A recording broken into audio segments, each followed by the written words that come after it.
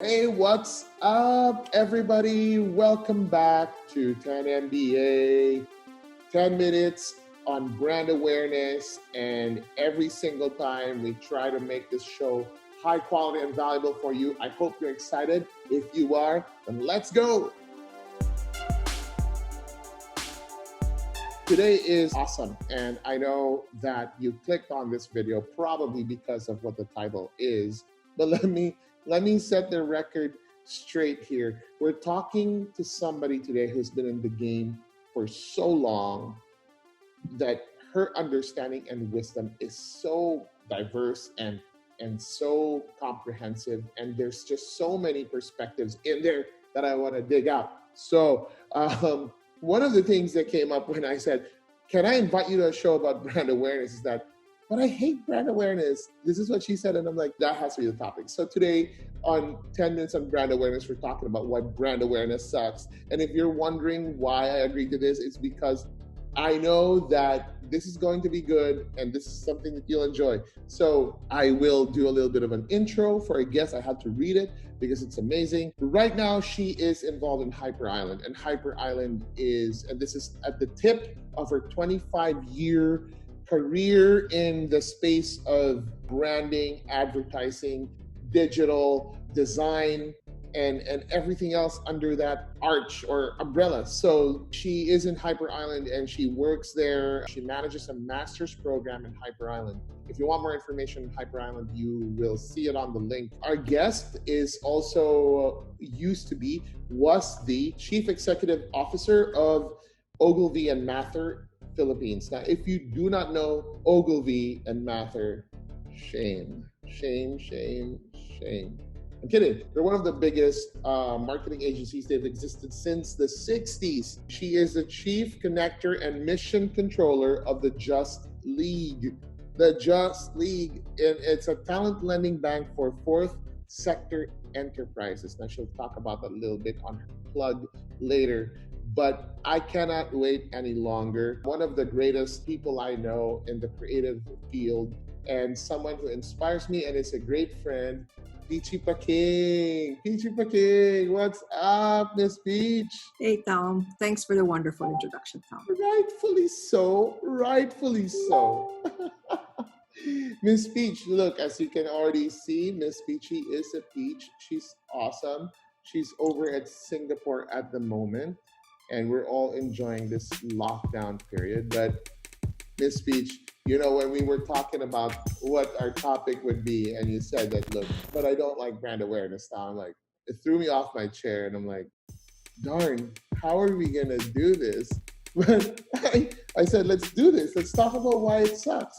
Miss Peach, kind of give us a little bit of insight on why you think brand awareness sucks. Okay, in the grand scheme of things, I don't think brand awareness sucks. Okay, I just have to qualify that brand awareness per se does not suck. What sucks is our attitude towards brand awareness when we think it's the end all and be all. In the many campaigns and instances that we've tried to drive brand awareness and not lacking in resources, we really poured a lot of resources into create brand awareness. The ultimate goal is really, do people buy? Are people moved to action by what it is that you say?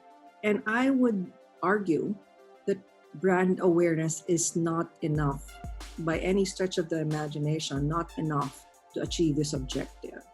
So there are many phases in a customer's journey, and awareness is probably one of them, but the journey is still very long. To expand, would you say that if we look at brand awareness, a stage or a phase, first question would be, do you believe it's in the earlier stages, in the middle, or at the end? If, let's say, I have a startup company or business? Okay.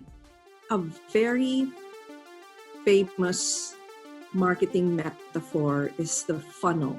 I don't know if you're familiar with it. Yes. So you start with awareness and all the way down to advocacy, if you can get to that point. I think when Web 2.0 happened, the funnel has been challenged, and they say the funnel is a broken metaphor for this customer journey because the funnel is extremely porous, meaning people can come in and out of the conversation, people can come in and out of the journey without having to start with awareness. I might be purchasing it before I'm even aware of it because the decision was made at the store.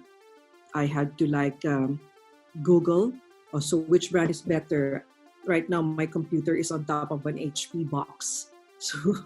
So should I buy HP or Epson? And then you Google right there and then. So it didn't follow the traditional funnel. And to this day, a lot of people still think in terms of the journey being linear. And I challenge that. And a lot of people have challenged that. The journey is no longer linear.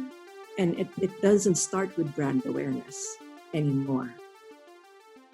Oh my God, you've just complicated this whole topic then.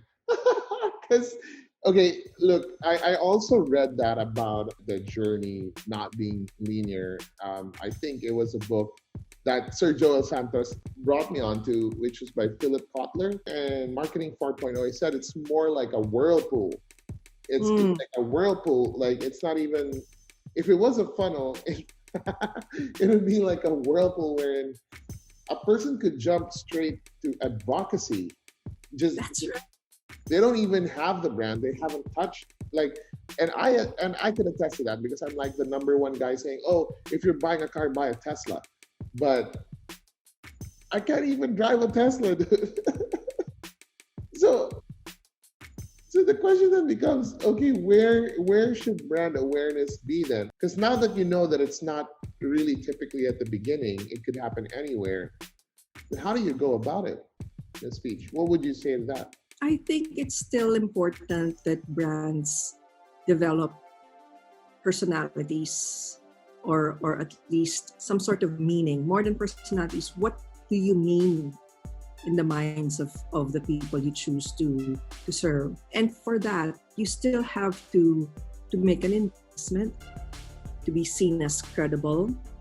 Just take this situation we're in right now where it's practically bad taste to advertise for awareness. And someone asked me, so what should a retail store do when we're so dependent on discounts and sales and all of these owning share of voice when it comes to retail? My advice was, well, you should work at being loved, not work at selling product. What role can you play in this time where people will attach meaning to your brand? And when we are able to go out again and say, oh, I think I should shop here because this brand delivered to us some sort of utility, delivered to us some sort of entertainment, delivered some form of education, and therefore I am more inclined to shop at this particular retail store. Yeah. You mentioned I'm a master's program manager, so if you could check out the link that Tom will provide, find out more about Hyper Island. Someone called it, at not our terms, the Harvard of digital, so you might want to check it out. What's all the fuss about? And if you want to know more about the Just League, just type it in the search bar, and you will find the Justice League, which is not the organization I'm with. It's the Just League, and then type Peachy, you'll find it's thejustleague.com. It's pretty much self-explanatory, so do join the Just League as a client or an agent and keep in touch. That's it, Tom. Thank you. Woo! Miss Peach, thank you so much for being on the show. Thank you so much for the pearls of wisdom that we got today. And if you enjoyed this, let us know. Hit us up with a comment, smash the like button, hit subscribe, click the bell. And if you want to talk to Ms. Peachy, I will provide contact information that she will allow for you to reach her at, probably an email address if you have other questions or if you want to invite her on your show. Thank you so much for watching, and we will see you on the next 10 minutes on brand awareness. Peace. Bye. you're married, all right? You're Yeah, married. And, happily. and I'm happy to hear that because you can answer this question. How do you make your spouse, your wife feel loved?